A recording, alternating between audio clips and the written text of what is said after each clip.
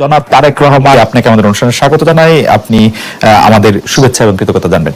আসলে রাষ্ট্রের সর্বোচ্চ ক্ষমতায় বা রাজনীতির জায়গায়, দেশ পরিচালনায়, সেগুলিতে আপনি আসলে আসতে চেয়েছিলেন কিনা, চান কিনা, বা ওই জায়গা থেকে যদি চাইতাম, যদি চাইতাম, তখন যখন মিলিটারি আমার বাসায় এসে বসে রইল সারা রাত আমাকে রাজি করানোর জন্য, আমি তো লিখে নিতাম। রাজি করানোর জন্য বসে থাকতে হবে কেন?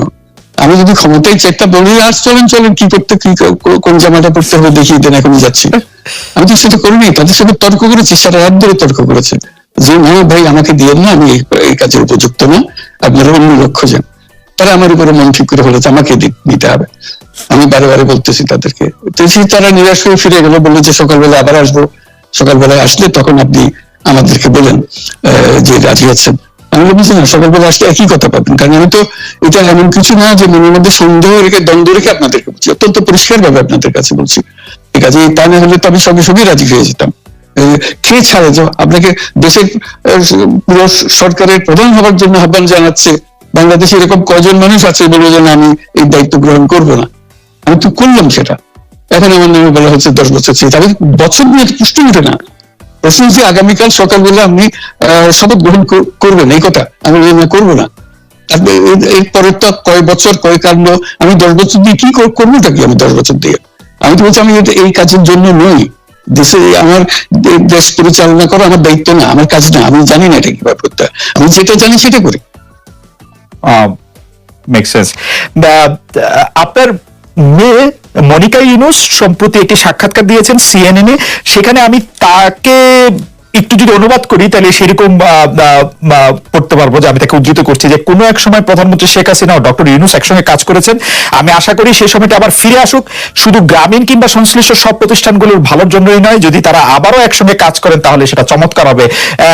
এই মনিকা ইউনুসের এই আশা কি আপনারও মানে একই রকম আশা কিনা, যে প্রধানমন্ত্রী শেখ হাসিনা এবং ডক্টর ইউনুস একসঙ্গে কাজ করলে আরো কিছু চমৎকার কাজ হবে, বা এটা আপনি আশা করছেন এরকম কি? এটা কি এখন আমার জন্য করা যাচ্ছে না যে আমি নারাজ করতে চাই না?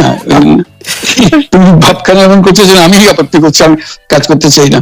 আমাকে যে বললাম চোর বদমাইশ করে রেখেছে, সেখানে কাজ করার তো কথাই উঠছে না।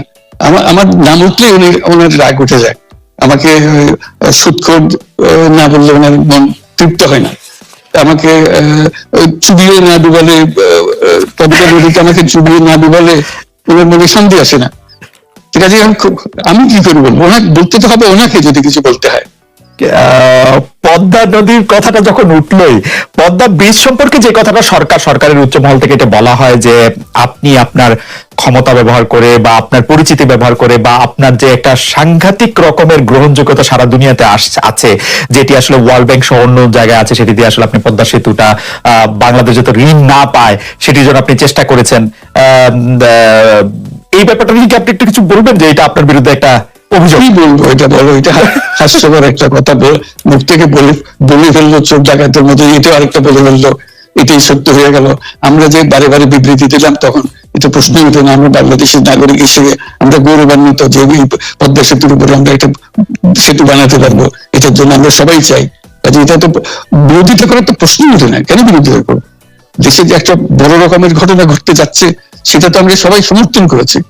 তিনি বলেই চললেন। এখন একজনে বলতে থাকলে তো আমার করার কিছু তো নাই। উনি এত শক্তিধর যে এখানে আমার কথা তো কিছুই থাকে না। আমার সরকারের যাবতীয় প্রচার যন্ত্র ওনার হাতে। আমার তো আমার বলার যত তীক্ষ্ণ। আপনি তো কথা বলেন না, বললে তো নিশ্চয়ই আপনার সাথে না। একটি প্রশ্ন আসছে যে পদ্মা সেতুর যখন উদ্বোধন করা হবে তখন কি আপনাকে নিমন্ত্রণ জানানো হয়েছিল?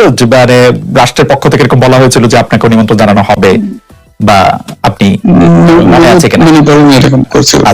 আচ্ছা, গ্রামীণ ব্যাংকের আপনি যখন মানে গ্রামীণ টেলিকমটা আপনি প্রতিষ্ঠা করেন, সেই সময়ে গ্রামীণ টেলিকমের সাথে গ্রামীণ ব্যাংকের সম্পর্কের যে বিধিমালা, সেই বিধি কি আপনি যখন চলে এসেছেন গ্রামীণ ব্যাংক থেকে সেটি পরিবর্তন করা হয়েছিল? তো সেই পরিবর্তনটির জায়গাটা যদি আমাদের একটু পরিষ্কার করতেন। পরিবর্তন ছিল যে আগে এটা নমিনেট করতে পারতো গ্রামীণ ব্যাংক, চেয়ারম্যান পদের জন্য একজন লোক নমিনেট করতে পারতো। আমি যেহেতু গ্রামীণ ব্যাংক থেকে আমাদেরকে সরিয়ে দেওয়া হয়েছে, তখন আমরা মনে করলাম যে এটা রাখার আর দরকার নেই, গ্রামীণ টেলিকম থেকে সেই পদটা আমরা পরিষ্কার করে দিয়েছি, যেমন এটা আর দরকার নেই। এইটুকু পরিবর্তন হয়েছে, তিনি ন্যায়সঙ্গতভাবে পরিবর্তন করার ধারা অনুযায়ী যা যা করতে হয় সেটা করা হয়েছে। এতে তার ইচ্ছা বা তার কর্তব্য, তার করণীয় যে অবজেক্টিভস আছে, কোথাও পরিবর্তন হয় নাই। এই ক্ষেত্রে আমাদের এই বিষয়ে আর কি এইটাই আমাদের আরেকটা প্রশ্ন, সেটা হচ্ছে যে গ্রামীণ টেলিকম কি গ্রামীণ ফোন থেকে প্রায় 37% লভ্যাংশ পায়, যে এবং যদি পায় 34% লভ্যাংশ পায়, সেই 34% লভ্যাংশের যে টাকাটা, সেই টাকাটা কোথায় বা কি উদ্দেশ্যে ব্যয় করা হয়, সেই সামাজিক ব্যবসায় যেটি আসলে আপনার পেটেন্ট করা সোশ্যাল বিজনেস, সেটির কাঠামোটা আসলে কি বা সেটি কিভাবে আপনি করেন? সামাজিক ব্যবসা হলো এমন একটা নতুন ধরনের ব্যবসার চিন্তা, যেটা আমরা প্রমোট করছি, আমরা নিজেরা প্র্যাকটিস করছি। যেটা ব্যবসা মানে হলো মুনাফা করা, ব্যক্তিগত মুনাফা করা, এবং তার লক্ষ্য হলো সর্বোচ্চ মুনাফা করা। এটি হলো ইকোনমিক্স এর নিয়ম, যে সর্বোচ্চ মুনাফা যদি করি সবকিছু ঠিকঠাক মতো চলবে। আমরা বললাম যে এটা ভুল জিনিস, যে সর্বোচ্চ মুনাফা দিয়ে মানুষকে এক রকমের নেশাগ্রস্ত করেছে, এই মুনাফার নেশার মধ্যে তাকে ঢুকিয়ে দেওয়া হয়েছে।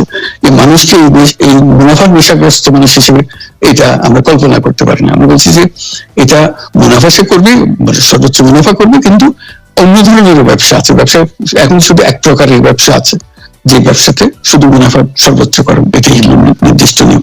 আমরা বলছি আরেক রকমের ব্যবসা, যেটা হলো মানুষের সমস্যার সমাধান করা, মুনাফার জন্য কোন রকমের ইচ্ছা তার না থাকা, মুনাফা বিহীন ভাবে, কারণ মুনাফা ব্যক্তিগত মুনাফা না নিয়ে শুধু সমস্যার সমাধানের জন্য ব্যবসা করা, এটাকে